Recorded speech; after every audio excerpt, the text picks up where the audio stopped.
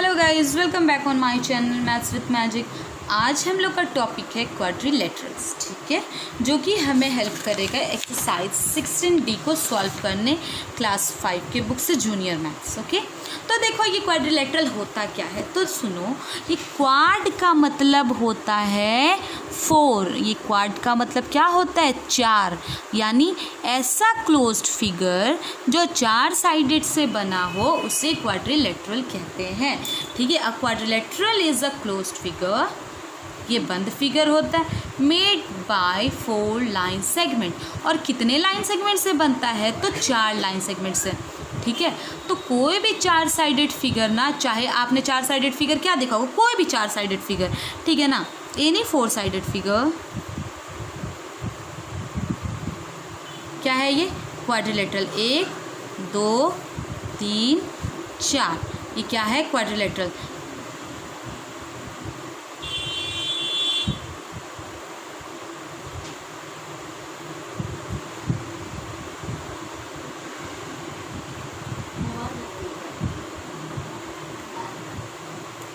क्या है ये?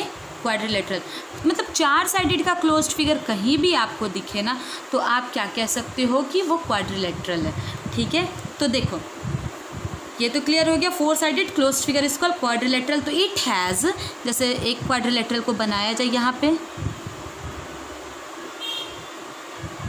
ठीक है, लिया गया, तो इट हैज़ 4 साइड। देखो एक साइड नेमिंग कर देते, ABCD, ठीक है ना, एक साइड, 2 साइड, 3 साइड और ये 4 साइड।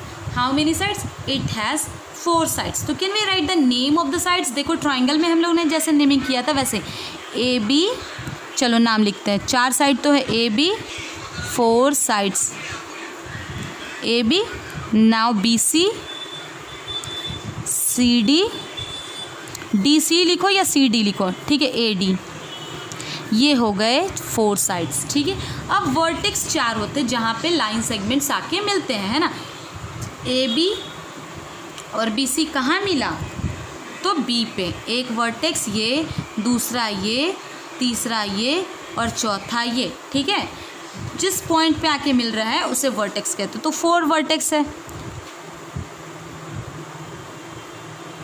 नाम क्या होगा? A, B, C and D। ये हो गया 4 वर्टेक्स। ठीक है, अब देखो 4 एंगल भी है यहाँ पे। कौन कौन से? एक एंगल यहाँ, एक यहाँ, एक यहाँ और एक यहाँ पे, है ना। तो कितने एंगल्स हो गए? 4 एंगल्स हो गए, है ना। तो नाम क्या लिख सकते हो? ऐसे साइन बताया था ना, ये सिंबल A, एंगल का साइन इस तरीके से, एंगल A, एंगल B। याद रखना, जब एंगल पूछा जाए तो सिर्फ A मत लिखना, सिंबल के साथ लिखना, ठीक है, नहीं तो वो वर्टेक्स समझा जाएगा। Angle C and angle D। तो ये 4 सिंबल एंगल्स हो गए। And diagonal, what do you mean by diagonal? वो देखो, जब अपोजिट ये वर्टेक्स अपने अपोजिट वाले वर्टेक्स से ज्वाइन हो जाए, ये, ठीक है, अपोजिट, इसके सामने क्या है? ये है, और इसके सामने क्या है? अपोजिट वर्टेक्स से जो लाइन जो ज्वाइन हो जाती है उसे कहते हैं डायगोनल। तो ये क्या है बाबू? ये है 2 डायगोनल। डायगोनल्स कितने हुए? 2 डायगोनल्स। नाम क्या लिख सकते हो? एक हो गया BD और दूसरा हो गया AC। ठीक है, जैसे इस फिगर में भी देख सकते हो, एक ये डायगोनल हो गया, एक ये डायगोनल हो गया, एक ये डायगोनल, एक ये डायगोनल, एक ये डायगोनल, इधर डायगोनल, सॉरी, ठीक है। तो ये सब ये हो गए डायगोनल। क्लियर है? डायगोनल क्या है? जो अपोजिट वर्टेक्स को ज्वाइन करता है लाइन। ठीक है, the line segment joining the opposite vertex is called diagonal. तो ये क्वाड्रिलेटरल हो गया। अब देखो हमने जब हम लोगों ने ये चीज़, बताओ, आपने फ्लैट शेप में ट्राइंगल, रेक्टेंगल, स्क्वायर ये सब पढ़ा है, तो ये बताओ जो रेक्टेंगल और स्क्वायर है वो क्या है? वो भी 4 साइडेड फिगर है, और वो जो है ना वो स्पेशल टाइप ऑफ क्वाड्रिलेटरल ही है। याद रखना, जो हम बात करते हैं रेक्टेंगल की, ठीक है, तो जो रेक्टेंगल है ना, ये क्या है? ये जो रेक्टेंगल है ये क्या है? ये भी एक तरह का क्वाड्रिलेटरल ही है। ये रेक्टेंगल क्या है, ये स्पेशल टाइप ऑफ क्वाड्रिलेटरल ही है। और ये जो स्क्वायर है ना, स्क्वायर की जब जिसके चारों साइड बराबर होते हैं, ठीक है, ये स्क्वायर, ये भी क्या है, ये भी स्पेशल टाइप ऑफ क्वाड्रिलेटरल है, ठीक है। लेकिन कुछ ना कुछ स्पेशलिटी होता है। क्यों रेक्टेंगल स्क्वायर से अलग है, क्यों इसका नाम रेक्टेंगल दिया गया, इसका नाम स्क्वायर दिया गया, कुछ तो स्पेशलिटी होगी, है ना। तो देखो इसके जो अपोजिट साइड्स होते हैं ना वो बराबर होते हैं, क्लियर। जैसे मान लो इसका नाम दिया गया ABCD, तो ये जो AB होगा ना ये CD के बराबर होगा ऑलवेज, और ये BC जो होगा वो AD के बराबर होगा, याद रखना, ठीक है। ये अपोजिट साइड्स जो होते हैं इक्वल होते हैं इसमें, यानी इस AB के अपोजिट क्या है, DC या CD, ये इसके बराबर, और BC के अपोजिट क्या है, AD, इसके बराबर, ठीक है। चाहे जैसा भी क्वाड्रिलेटरल हो, जैसे अगर हम इस पेज की बात करें तो इस साइड के बराबर ये साइड होगा, फिर इस साइड के बराबर, ठीक है, ये साइड होगा, तो ये क्या है, रेक्टेंगल है, क्लियर है। तो ये चीज़ हो गया। और इसमें याद रखना कि जो ईच एंगल होते हैं ना, ये एक चीज़ पहली बात कि क्वाड्रिलेटरल के चारों एंगल्स जोड़ के, जैसे ट्राइंगल में याद करो एक चीज़, जैसे ट्राइंगल में हमने कहा था कि इसमें तीनों एंगल जोड़कर 180 डिग्री होता है, ठीक है। वैसे ही क्वाड्रिलेटरल का चारों एंगल, इसमें 4 एंगल है, चारों एंगल जोड़कर होता है 360 डिग्री। कितना डिग्री, 360, याद रखना, चारों एंगल जोड़ के 360 डिग्री।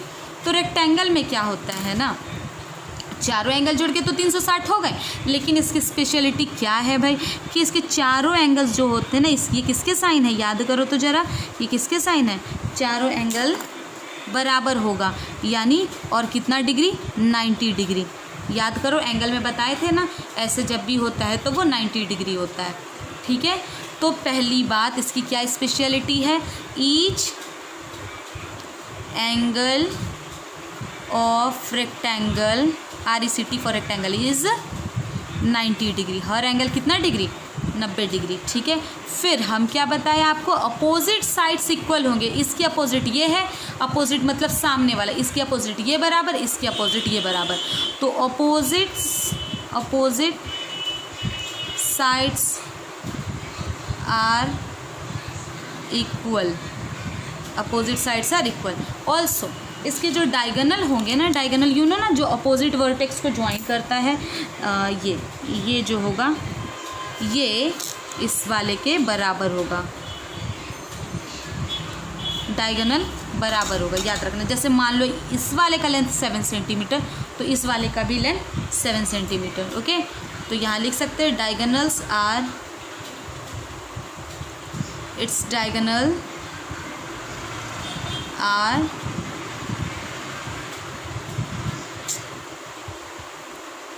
आर इक्वल, डायगोनल्स क्या होगा, इक्वल होगा, क्लियर है। अब देखो स्क्वायर का, तो स्क्वायर में क्या होता है, ऑल 4 साइड्स आर इक्वल, चारों साइड इक्वल। इसमें 2 साइड इक्वल होता था ना, अपोजिट वाला, इसमें चारों साइड इक्वल होता है, एंड चारों एंगल 90 डिग्री, चारों एंगल 90 डिग्री, ठीक है। तो लिख सकते इसमें भी चारों एंगल 90, इसमें भी चारों एंगल, और चारों को जोड़ो तो 360 आ जाता है ना।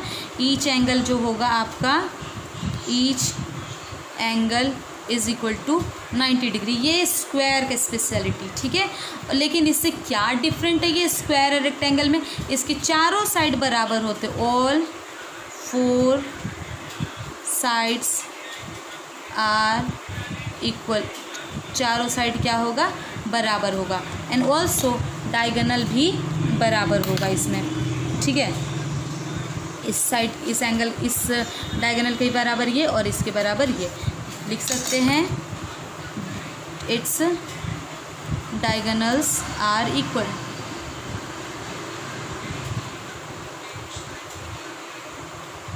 ओके, तो ये था हमारा क्वाड्रिलेटरल।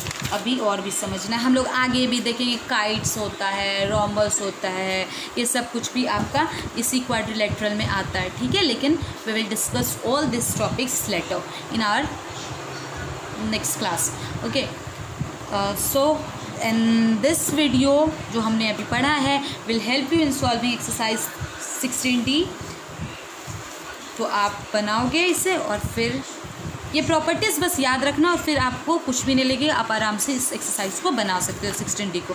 ठीक है, चलो thank you and have a nice day. Also अगर अभी तक आपने चैनल सब्सक्राइब नहीं किया तो please subscribe my channel and also do not forget to do likes and comment.